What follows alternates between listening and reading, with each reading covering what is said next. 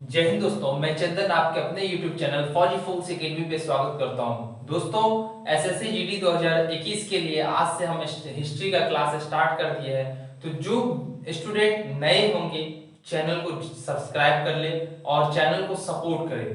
तो आइए आज हम देखते हैं हिस्ट्री में मोहम्मद गोरी से स्टार्ट करेंगे और अंतिम तक पढ़ेंगे। जब तक पूरा सिलेबस कंप्लीट नहीं होगा तब तक आपको हम हिस्ट्री पढ़ाएंगे, ठीक है। तो आइए स्टार्ट करते हैं। मोहम्मद गोरी, देखिए मोहम्मद गोरी का उपनाम क्या है? शियाबुद्दीन के नाम से मोहम्मद गोरी जाना जाता है। ये मोहम्मद गोरी किस वंश से है? तो मोहम्मद गोरी संस बानी वंश से मोहम्मद गोरी है। अब मोहम्मद गोरी के बारे में कुछ जानते हैं। अफगानिस्तान में गजनबी वंश के पतन के बाद गौर कबीले का उद्भव हुआ। अफगानिस्तान में गजनबी वंश के पतन के बाद गजनबी वंश के जाने के बाद गौर कबीले का जो था उद्भव हुआ। उसके बाद गोरी भारत में तुर्की राज का संस्थापक तथा मुस्लिम सत्ता का वास्तविक संस्थापक था। गोरी जो था भारत में तुर्की राज का संस्थापक तथा मुस्लिम सत्ता का वास्तविक संस्थापक था। उसके बाद गोरी 1175 से 1205 ईस्वी तक भारत में कई बार मोहम्मद गोरी 1175 ईस्वी से 1205 ईस्वी तक भारत में कई बार आक्रमण किया। अब नेक्स्ट मोहम्मद गोरी के प्रमुख आक्रमण के बारे में पढ़ेंगे। तो आप लोग इतना नोट डाउन कर लीजिए। पहले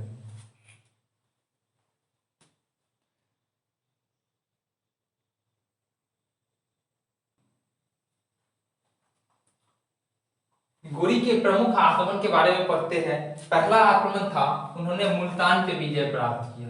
मुल्तान पे 1175 से 1178 ईस्वी 3 साल तक यहाँ पे लड़ा। 3 साल तक लड़ा और करमाथी मुसलमानों तथा भट्टी राजपूत को हराया। करमाथी मुसलमानों को तथा भट्टी राजपूतों को हराया था। उसके बाद क्या हुआ? गुजरात अभियान। गुजरात में कब? 1178 ईस्वी में जो था चालुक्य रानी नायिका देवी तथा उसके पुत्र भीम सेकेंड मूलराज ने गोरी को हराया। भीम सेकेंड मूलराज ने 1178 में मोहम्मद गोरी हार जाता है और यह गोरी की भारत में प्रथम पराजय थी। यह गोरी की भारत में प्रथम पराजय थी। अब थर्ड देखेंगे। थर्ड कौन सा युद्ध हुआ था?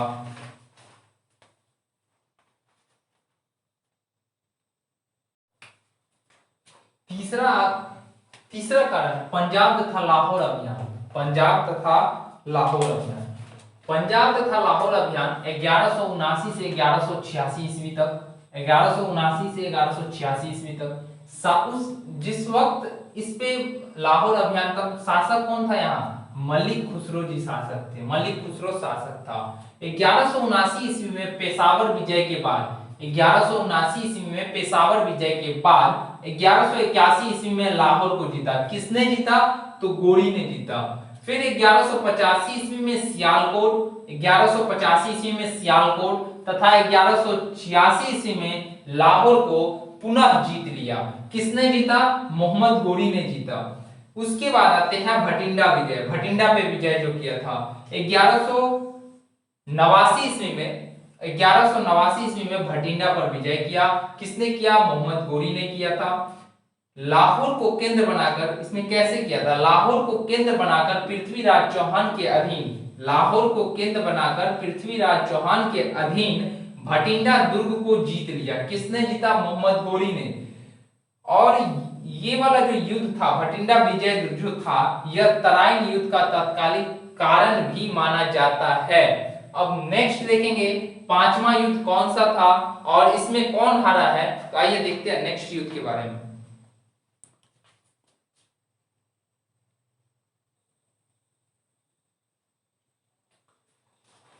तराइन का प्रथम युद्ध 1191 ईस्वी में हरियाणा में हुआ था, ठीक है, जिसमें पृथ्वीराज चौहान ने गोरी को दूसरी बार भारत में पराजित किया। पृथ्वीराज चौहान यहाँ पे जीत जाते हैं और मोहम्मद गोरी हार जाता है। फिर क्या हुआ, छठा 6 तराइन का द्वितीय युद्ध। अब क्या हुआ, तराइन का द्वितीय युद्ध में क्या होता है, तराइन का द्वितीय युद्ध में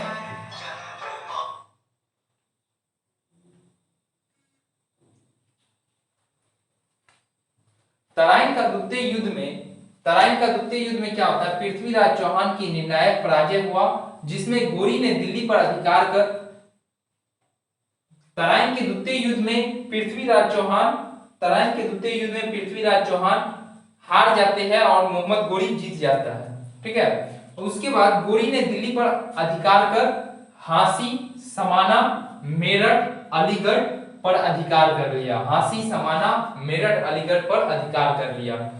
उसके बाद और क्या किया, जब तराइन का द्वितीय युद्ध में पृथ्वीराज चौहान हार जाता है और गोरी जब जीत जाते हैं, तब और किस किस चीज पे अधिकार किया, तो आइए देखते हैं।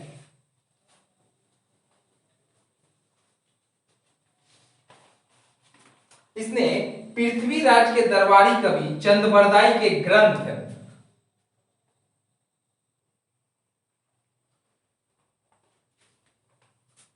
जब पृथ्वीराज चौहान जब हार जाता है और मोहम्मद गोरी जब जीत जाता है, तो मोहम्मद गोरी ने हांसी, समाना, मेरठ और अलीगढ़ पर अधिकार कर लिया। उसके बाद क्या हुआ, पृथ्वीराज के दरबारी कवि थे कौन, चंदबरदाई कौन थे, पृथ्वीराज के कौन थे, दरबारी कवि चंदबरदाई थे। पृथ्वीराज के दरबारी कवि चंदबरदाई के ग्रंथ चंदबरदाई के ग्रंथ का नाम क्या था, पृथ्वीराज रासो के अनुसार गोरी पृथ्वीराज को बंदी बनाकर गौर ले गया। गौरी जो था पृथ्वीराज को बंदी बनाकर के गौर ले गया, जहां चौहान ने शब्द भेदी बाणों से मोहम्मद गोरी की हत्या कर दी और मोहम्मद गोरी यहीं पे समाप्त हो जाता है। मोहम्मद गोरी को मार देता है कौन, पृथ्वीराज चौहान। कैसे मारता है, तो शब्द भेदी बाण से मोहम्मद गोरी की हत्या कर दी जाती है।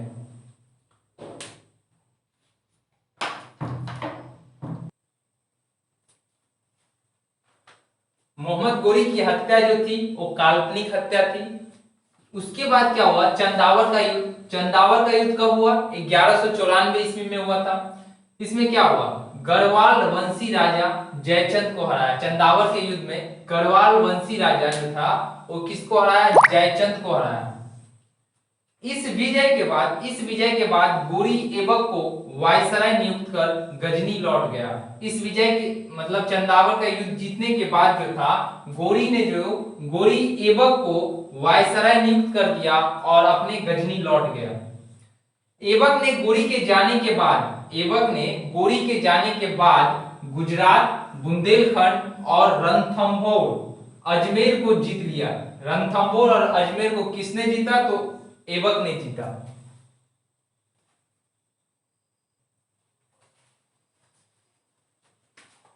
गोरी के अन्य सेनापति बख्तियार खिलजी ने 1197 में बिहार तथा 1202 ईस्वी में बंगाल को जीता। किसने, गोरी के अन्य सेनापति बख्तियार खिलजी ने 1197 ईस्वी में बिहार तथा 1202 ईस्वी में बंगाल को जीता। बख्तियार खिलजी ने नालंदा विश्वविद्यालय व विक्रमशिला विश्वविद्यालय को नष्ट कर दिया। बख्तियार खिलजी ने नालंदा विश्वविद्यालय और विक्रमशिला विश्वविद्यालय को क्या कर दिया, नष्ट कर दिया। उसके बाद क्या हुआ, खोखर विद्रोह हुआ। खोखर विद्रोह कब हुआ था, 1205 ईस्वी में। कहा, तो पंजाब में हुआ था। खोखर विद्रोह कहां हुआ था, 1205 ईस्वी में। कहां पे, पंजाब में। इस दिन गोरी इस विद्रोह को दबाने के लिए स्वयं भारत आया था। गोरी इस विद्रोह को दबाने के लिए स्वयं भारत आया था। तो दोस्तों, आज हम मोहम्मद गोरी के बारे में पढ़े हैं। नेक्स्ट क्लास में हम कुतुबुद्दीन ऐबक के बारे में पढ़ेंगे। तो बस आज के लिए इतना ही। यदि आपको ये वीडियो अच्छा लगा तो वीडियो को ज्यादा से ज्यादा लाइक करिएगा और चैनल को सब्सक्राइब करिएगा। यदि आप इस चैनल पे नए हैं तो बेल आइकन को दबाना ना भूलें और चैनल को सब्सक्राइब करना ना भूलें।